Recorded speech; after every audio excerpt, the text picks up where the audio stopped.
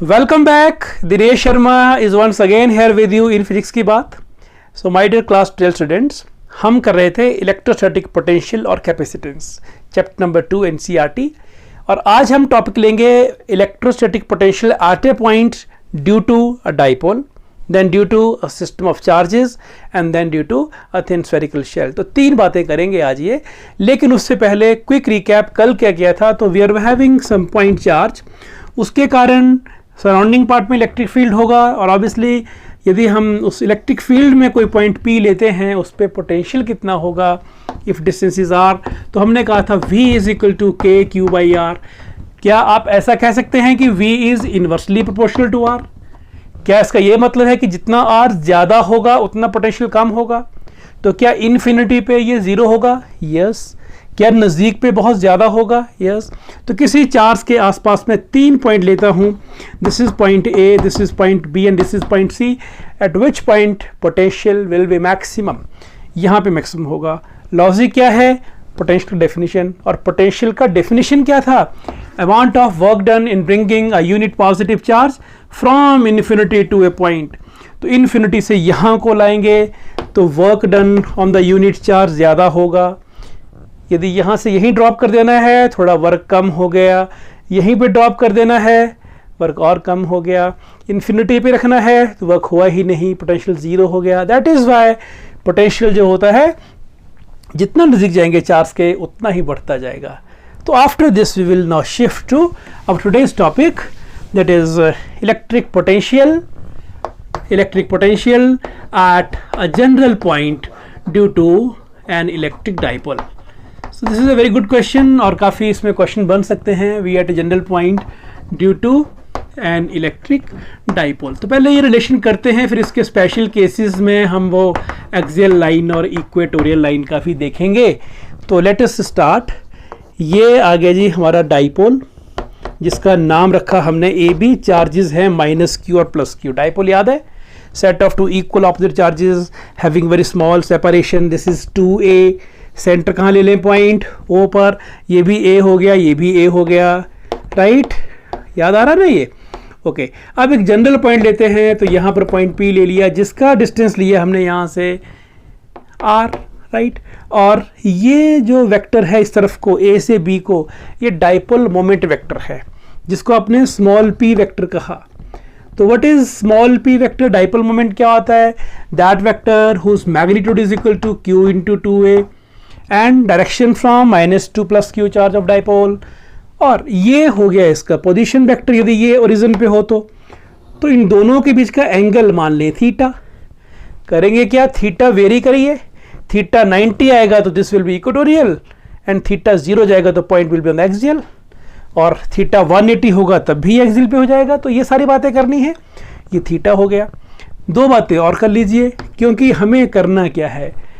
Potential is a scalar quantity. तो पहले निकालेंगे यहाँ पे पोटेंशियल इसके कारण, फिर निकालेंगे इसके कारण, उनको ऐड करेंगे, आंसर निकल जाना चाहिए. तो दूरियाँ तो चाहिए ना हमें. तो डिस्टेंस इज से R1 and say this distance is R2. So with me, do hurry up please. What is V1 potential at the point due to this charge minus Q charge? क्या होगा? K Q by R. R1 है ये. What is V2? Again K Q by R. It is R2. Charge जो है वो minus Q तो minus, plus तो plus, और R1 R2 जो हैं. तो due to their both the points net potential V is equal to V1 plus V2. Add करिए, कितना हो गया? KQ is common, 1 by R2 minus 1 by R1. right. और इसको मिटा दें. So that becomes V is equal to KQ, and this is, take the LCM, R1 R2. this is R1 minus R2. ये निकल जाएंगे तो आंसर हो जाना चाहिए. एक अप्रॉक्सीमेशन हम यहाँ पे करने जा रहे हैं. तो अप्रॉक्सीमेशन क्या ले रहे हैं कि R is much large as compared to A. That means dipole जो है ना बहुत ही छोटा है और पॉइंट P बहुत ही दूर है. देखो दो बातें निकल रही हैं यहाँ से. एक तो R1 is equal to R2 is equal to R. Approximately they're equal, क्योंकि इसका डिस्टेंस जितना यहाँ से ऑलमोस्ट उतना ही यहाँ से, ऑलमोस्ट उतना यहाँ से होगा. राइट, देख रहे हैं आप. और ये एंगल भी लगभग बराबरी हो जाएंगे ये. दैट मीन्स ये थीटा बन जाएगा एंगल वाला, ये भी थीटा, ये भी theta. And number 2 is, so let me draw the diagram once again. ये बना हमारा -q + q था और ये पॉइंट P था, तो ये वाला एंगल भी ऑलमोस्ट थीटा ही हो जाएगा यदि ये बहुत दूर होगा तो, राइट. और यहां पर जरा ध्यान से देखिएगा, दिस वाज R1 पूरा, दिस वाज R2, और यदि हम यहां पर एक परपेंडिकुलर ड्रा कर लेते हैं तो ये डिस्टेंस कितना रह गया? Can you tell what is this AB, sorry AM, what is AM? सारा कितना था ये R1, ये कितना हो गया R2, and these two are equal. ये परपेंडिकुलर जो हमने ड्रॉ किया तो ये दोनों इक्वल हो गए, तो ये रह गया R1 - R2, राइट. तो इस ट्राइंगल में जो नीचे ट्राइंगल बन रहा है, इस ट्राइंगल में this angle is 90, this is R1 - R2. नीचे कितना था? डाइपोल का separation length 2a, angle is theta. So R1 - R2 divided by 2a base by hypotenuse is equal to cos of theta, so that becomes R1 - R2 is 2a cos theta, right. R1 - R2 is 2a cos of theta. तो ये इस approximation से बातें clear हो गई. अब हम सबको मिटा सकते हैं. So what I can write, KQ, what is R1 - R2, 2a cos of theta. What is R1 R2, ये भी R अभी लिखा था, R² हो गया. तो अब ये हमारा मैक्सिमम काम हो गया. So let us complete it. KQ, and what is 2a into Q, P. This is K into P cos theta by R². So this is the relation, and if you want to write it in terms of epsilon naught, you must write V is equal to 1/4 pi epsilon naught, and this is P cos theta divided by R². So this is electric potential at a point due to dipole whose distance is R, where theta is angle between the dipole moment vector and R. This is theta. So let us take some special cases here. Case तो बन जाएंगे यहाँ पे. तो first case is that when angle is 0 degree, what it's mean, potential कितना हो जाएगा यहाँ पर? cos theta is, cos 0 is 1, this is P/R². Diagram में केस कैसा बनेगा ये? This is -q, this is +q. जो यहाँ पर R था इस तरह से वो 0 पे आ गया, दैट मीन्स वो पॉइंट P यहाँ चला गया, that mean this is on the axial line. तो this is the axial line, और ये पॉइंट P कहाँ पर है?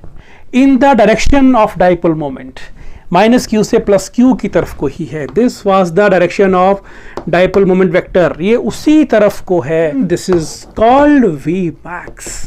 ये मैक्सिमम पोटेंशियल होता है इस जगह पर, यानी इस पे कहीं पर भी R पे करेगा डिपेंड हो तो, लेकिन इस लाइन पे इस तरफ इज मैक्सिमम. तो क्या यहाँ मिनिमम होता है? Let us try to C.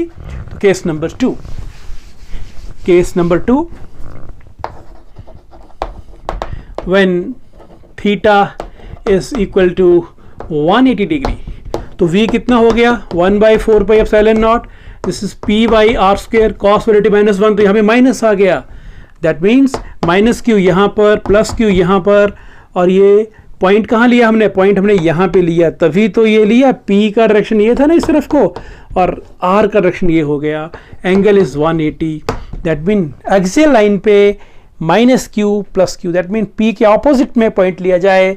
This point is capital P. So यहाँ पर पोटेंशियल होता है मिनिमम, इज इट.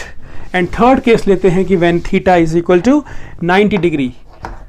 तो when theta is equal to 90 degree, that mean ये -q, ये +q, और R ऐसे के लिए सीधा ही हो गया, मान लीजिए सीधा. This is R. तो this angle is 90 degree, point P somewhere here, right. तो कितना हो जाएगा V? तो cos 90 that is 0. So axial line के ऊपर तो कुछ था मैक्सिमम मिनिमम, लेकिन इक्वेटोरियल पे 0 हो गया. सो this is giving you an idea that electric potential at this line is 0. And can you show it otherwise also? Yes, will try, क्योंकि हर एक पॉइंट पे हमें लग रहा है कि भाई सिमेट्री, इसके कारण जो पोटेंशियल बनेगा वो माइनस उसका वैल्यू होगा, और इसके कारण जो बनेगा वो वैल्यू प्लस होगा. दोनों 4 सेम हैं, और ये A है और ये R है, तो डिस्टेंस भी सेम ही होगा दोनों तरफ, right. That means we can say कि पोटेंशियल वो दिस माइनस, तो दोनों ज़ीरो हो जाना चाहिए. So this was simple idea how we can find the electric potential at a point due to a dipole. और because V is a scalar, तो आप चाहें तो इसको स्केलर प्रोडक्ट के रूप में भी लिख सकते हैं. This is 1/4 pi epsilon naught and that can be P cos theta. So P vector dot R unit vector, that means you show only direction of R, right, divided by R square. So this is P, then R. What is A dot B? AB cos theta. So its magnitude is 1 and cos theta. And if you write it in vector form, so what is unit vector? A vector divided by its magnitude. So or you can write 1/4 pi epsilon naught. This is P vector dot R vector divided by R cube, right? So this is dot product, and dot product of something gives you scalar. So this is potential's complete formula. So you can do many other question, many cases with this also. So this was all regarding the potential due to a dipole. और यदि हम देखें कि how this is different from the potential due to a point charge. Potential due to dipole is different from potential due to a point charge. कैसे? 2-3 यहाँ contrasting points बन रहे हैं. वो कौन कौन से हैं? नंबर 1, पॉइंट चार्ज में फॉर्मूला साथ में लिख लूँ मैं. V कितना था? KQ/R. This was for point charge. तो फर्स्ट पॉइंट इज कि यहाँ पे वेरिएशन थी इनवर्सली विद R, यहाँ वेरिएशन है inversely with R square. Number 2, ये थीटा एंगल का कोई यहाँ कॉन्ट्रीब्यूशन नहीं था पॉइंट चार्ज में, लेकिन यहाँ पर ये R के साथ साथ थीटा पे भी डिपेंडेंट है.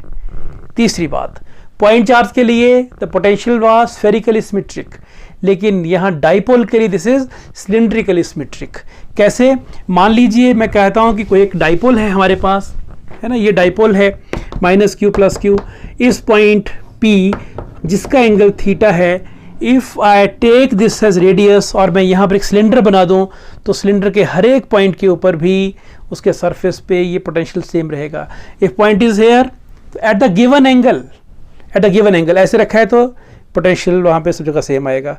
एंगल वेरी किया तो सिलेंडर कुछ और बना, लेकिन उन पे भी क्या होगा, वहाँ पर भी पोटेंशियल सेम रहेगा.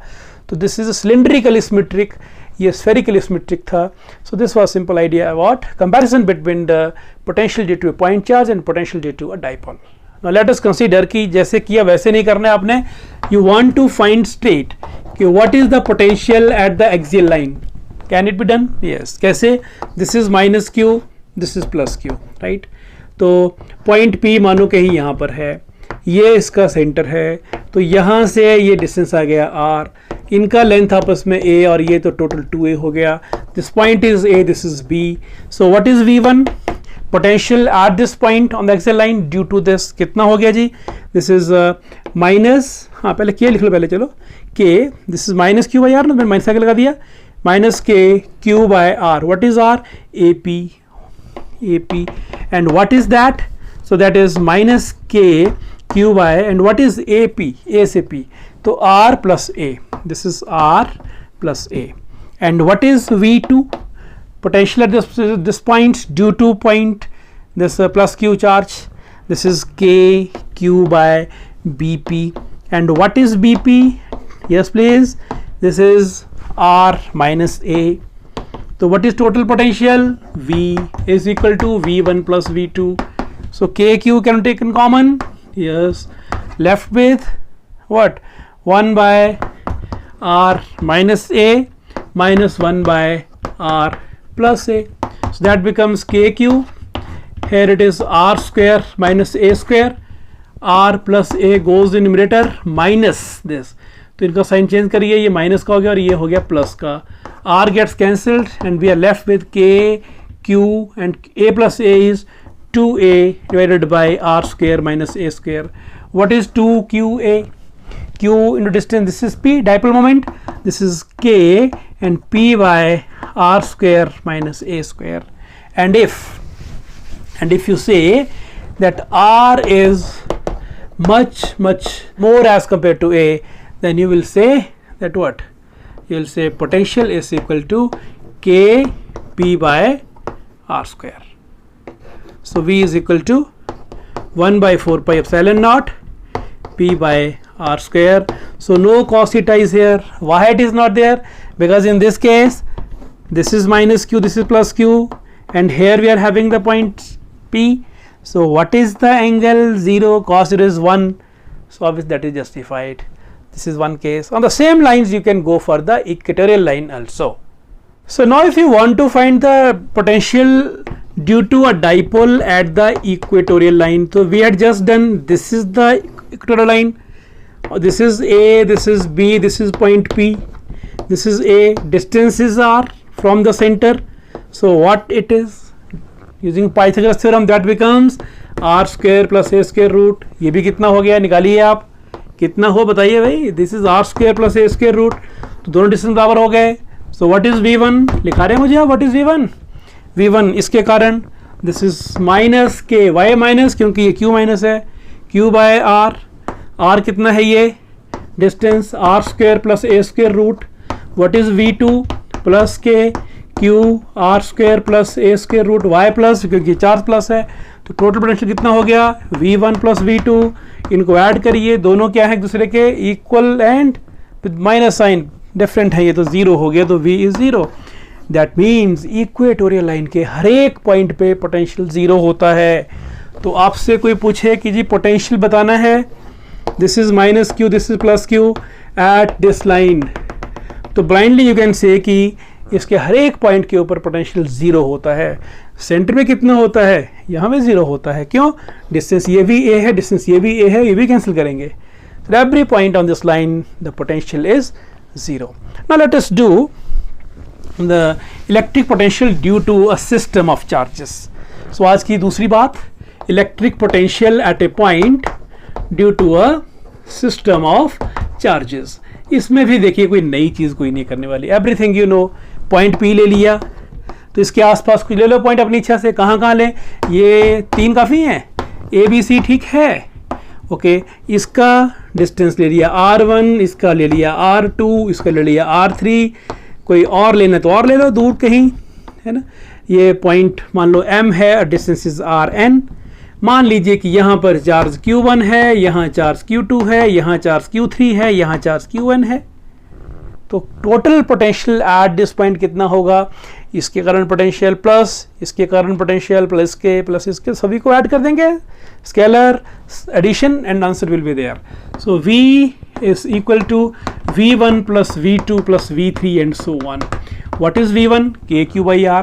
k तो k ही होता है ना, k तो आपको आ रहा है ना, k is 1 by 4 pi epsilon not. मैं शॉर्ट में इसको k लिख रहा हूँ, k q. What is q, बात हो रही पहले इसकी फर्स्ट सेट की, q1. What is distance, r1. आगे चलिए, पहला कंप्लीट हो गया, सेकंड चलिए अब, k. What is charge, q2. What is distance, r2 and so on.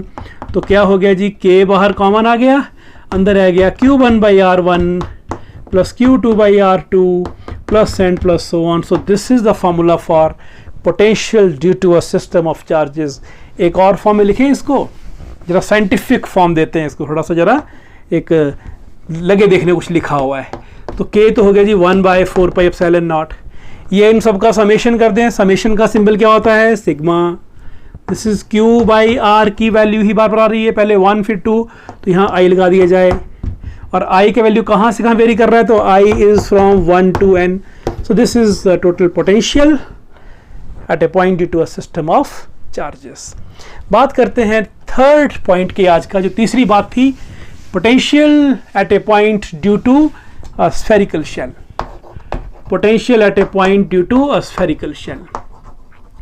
Spherical shell कैसा होता है, हॉलो स्फेयर, अंदर से खाली, और यहाँ पर चार्जेस भरे हुए, यहाँ चार्जेस हैं, पूरे सरफेस के ऊपर चार्जेस आपने बिखेर रखे हैं.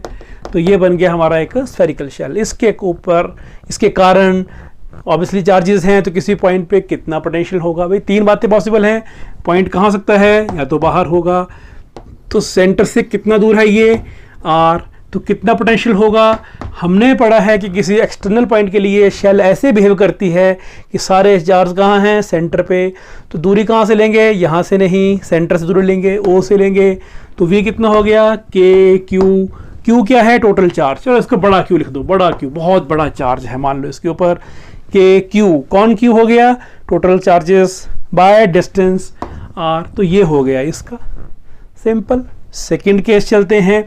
मान लीजिए पॉइंट P थोड़ा नज़दीक ले आए आप, है ना, सरफेस पे ले आओ, तो डिस्टेंस कितना रहा, जितना शेल का रेडियस है, मान लो वो कैपिटल आर है।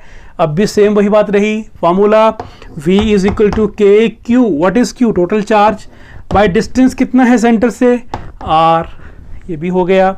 और तीसरी बात, अब आपने इसको इसके अंदर ले लिया पॉइंट को, तो point is within this shell, point के यहाँ पर है। अब कितना पोटेंशियल होगा जी, तो पोटेंशियल यहाँ पे कैसे निकालेंगे इस पॉइंट पे, तो क्योंकि अंदर चार्जेस तो इनक्लोज कोई नहीं हो रहे हैं यहाँ पर इसके अंदर, है ना, तो इलेक्ट्रिक फील्ड जीरो है।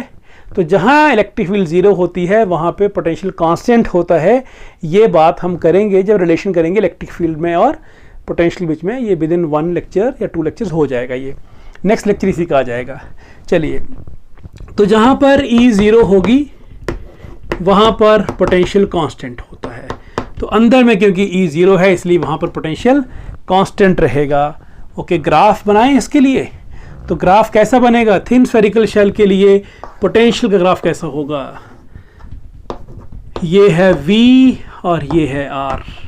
तो देखिए पहले क्या बोलेंगे, शुरू यहाँ से करिए, यहाँ से चलो पहले सरफेस तक आओ, रेडियस R तक, तो क्या देखा, पोटेंशियल कांस्टेंट लिखा हमने। कांस्टेंट माने कि मान लो जितना है ये 2 वोल्ट है तो 2 वोल्ट ही रहेगा, जितना है वही चलेगा, कोई चेंज नहीं इसमें। थोड़ा ऊपर लेते हैं, थोड़ा सा ये लेते हैं, राइट, थोड़ा ग्राफ अच्छा बन जाएगा, है ना, वैसे तो नीचे होगा ये। तो ये बन गया पोटेंशियल, ये कहाँ पहुँच गया अभी हम, डिस्टेंस कितनी है ये R। अब सरफेस के बाहर चलिए, तो बाहर क्या होगा, क्या देखा आपने, बाहर है v is equal to K Q by R. तो कैसा इसका वेरिएशन है, v is inversely proportional to r। तो जितना r बढ़ेगा उतना ये घटना शुरू हो जाएगा और इन्फिनिटी पे जाके ये ज़ीरो हो जाएगा। तो ये ग्राफ मिलाना कहीं नहीं आपने इसके साथ, एक्सिस के साथ, ये इन्फिनिटी जाके खुद ही ज़ीरो हो जाएगा, ये मिल जाएगा इन्फिनिटी पे जाकर, पर आपने दिखाना नहीं है, let it go to infinity, है जहाँ पर है, एनी हाउ। तो this is v is inversely proportional to r, और ये वैल्यू मैक्सिमम हो गई। अच्छा, ये होता कितना है अंदर पोटेंशियल, जितना बाहर है, तो ये कितना है, क्योंकि ये तो आपने निकाला आपने, ये कितना है, v is equal to K Q by capital R। यहाँ पे मैंने, चलो Q, you try the capital Q, मैंने यहाँ पे कैपिटल लिया था, तो चार्ज इज कैपिटल Q, तो के क्यू बाई R सरफेस के ऊपर, और यही विद इन होगा, यानी यहाँ से सरफेस तक पोटेंशियल सेम रहता है और वहाँ से घटना शुरू होता है। And what is the maximum value, ये वाली। सो दिस इज 1 ग्राफ। अच्छा, 2 ग्राफ ऐसे हमने और भी पहले किए इलेक्ट्रिक फील्ड के लिए, इफ़ यू कैन रिकॉल। इन तीनों का कंपैरिजन ना बहुत बार कॉम्पिटिटिव में आता है, इलेक्ट्रिक फील्ड और ये R। बताना जरा कि ये था इतना R तक, और ये, तो ये ग्राफ था स्फेरिकल शेल में इलेक्ट्रिक फील्ड के लिए, याद है, अंदर शेल के अंदर फील्ड ज़ीरो, जैसे ही पहुंचे सरफेस पे फील्ड हुई मैक्सिमम, तो ये यहाँ पर थी डिसकंटिन्यूटी, एंड देन ग्राफ आगे चला था, electric field due to a thin spherical shell. और एक और ग्राफ था ऐसा ही, उसका शेप आया था कुछ इस तरह का, इफ़ यू कैन रिकॉल, ये ऐसा और ये इस तरह का। तो ये ग्राफ किसके लिए था, सोचिए, इलेक्ट्रिक फील्ड बढ़ना शुरू हुई थी डिस्टेंस के साथ, तो ये ग्राफ था, यस, आ रहा याद, स्फेयर। और कैसा स्फेयर, जिसपे चार्ज ठहरे हुए हैं, सब जगह चार्ज एम्बेडेड हैं, तो कैसा है, this is non conducting, this is non conducting solid sphere था ये। तो कोई यहाँ पे पॉइंट लिया आपने विद इन में, तो उसके अंदर चार्जेस एनक्लोज्ड कुछ और हैं, पॉइंट चेंज किया, चार्जेस चेंज हो गए, तो और सेंटर पे चार्जेस हैं ही नहीं, तो सेंटर पे फील्ड ज़ीरो। थोड़ा बाहर गए यहाँ से, सर्कल बड़ा बना, गॉसियन सरफेस बड़ा बना ये, तो गॉसियन सरफेस बड़ा होने से थोड़ा सा फील्ड ज़्यादा हो गई, चार्ज बढ़ गए, और आगे गए और बढ़ गए, सरफेस पहुंच गए, ये हो गया, देन घटना शुरू हो गया। तो ये भी क्या था, दिस वाज, यहाँ पे लिखा था हमने कि E was proportional to R इस केस में, और यहाँ पर E is inversely proportional to R square था ये। So this was simple idea कि वो कैसे कैसे वहाँ पर फील्ड वेरी किया था। तो ये तीनों ग्राफ्स जो थे, इनका कंपैरिजन बहुत बार एग्जाम में आता है, तो ट्राई टू डू, और इसके ऊपर कुछ न्यूमेरिकल्स हो पाए तो वो भी करिएगा। तो let us take 1 or 2 numericals today. तो एक न्यूमेरिकल कि we are given that potential at a point P due to a charge 4 × 10⁻⁷ coulomb, this is a charge, and due to this charge is given to be 4 × 10⁻⁷ coulomb. This is first part I am solving, and due to this charge how much potential is there at a point which is 9 centimeter away. So what is R? R is 9 centimeter. So simple question है application formula का, लेकिन ये SI में करना पड़ेगा. 9 into 10 raised power minus 2 meter, you know it well, centimeter 10 power minus 2. So what is potential? Potential is equal to KQ by R. KQ by R. What is K? 1 by 4 pi epsilon naught, or you must write 1 by 4 pi epsilon naught. What's the value? 9 into 10 raised power 9 units. Q दिया आपको कितना? 4 into 10 power minus 7, और ये भी दिया आपको 9 10 power minus 2. Solve it, that becomes 9 gets cancelled, so 4 into 10 raised power कितना आ गया? 4 आ गया. This minus 2 goes in this plus 2, 11 minus 7 is 4. अब second question is technical question कि जब इसके पास अब हम कोई और चार्ज ला रहे हैं यहीं पर, तो क्या वर्क करना पड़ेगा? बिल्कुल करना पड़ेगा. कितना वर्क करना पड़ेगा? पोटेंशियल के हिसाब से वो तो पता है हमें, लेकिन वो पोटेंशियल क्या होता है? Work done on a unit charge. अभी तो यूनिट चार्ज नहीं है, ये तो 2 नैनो कूलम है, तो क्या हो गया? हम निकाल लेंगे इसको, राइट.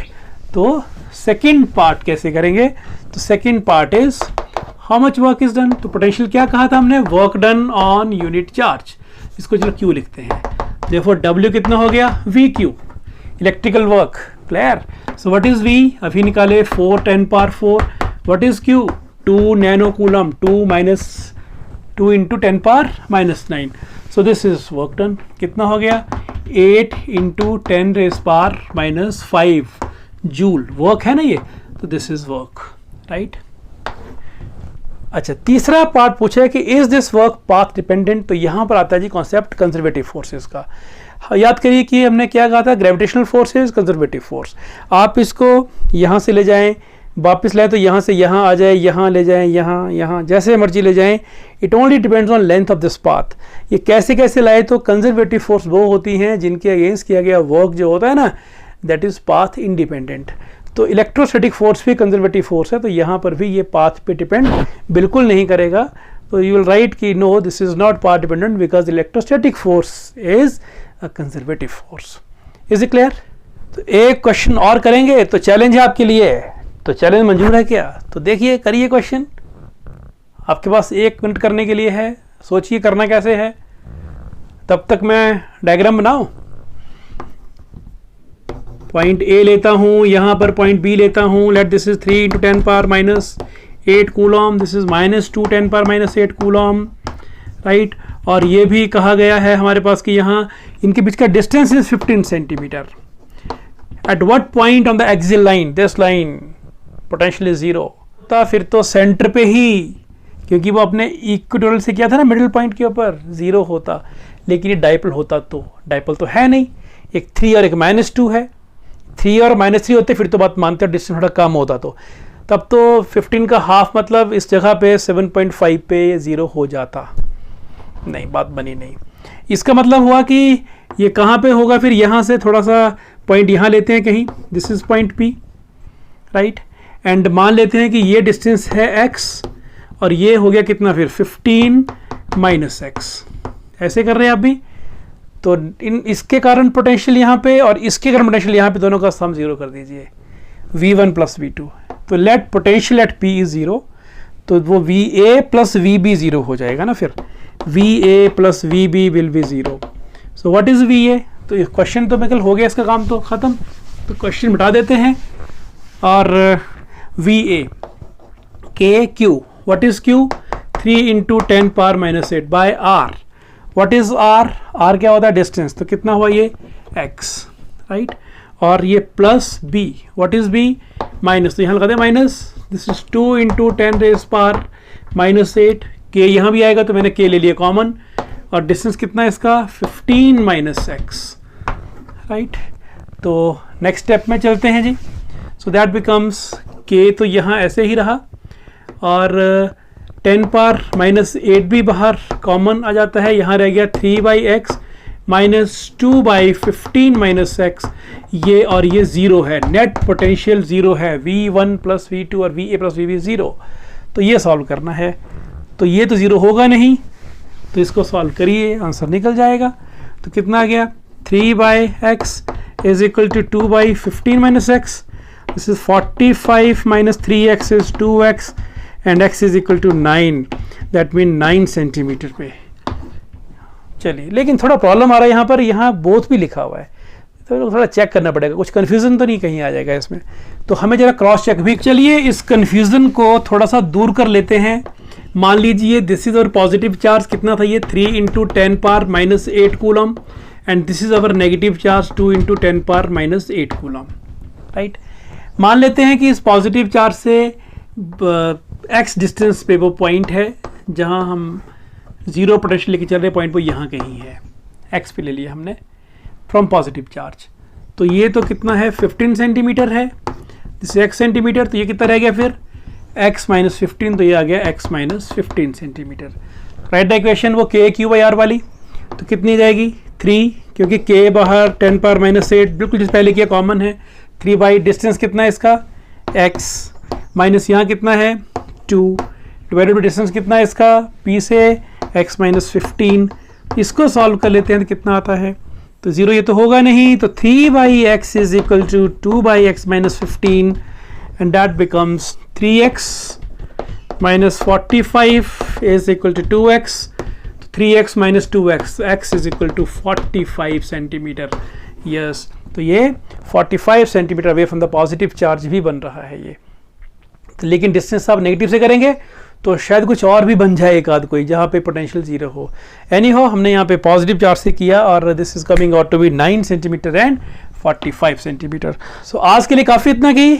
तो ऐसे क्वेश्चन और करते रहिए, अपना कॉन्फिडेंस और बढ़ाते रहिए. Wish you all the best. मिलते हैं नेक्स्ट वीडियो में.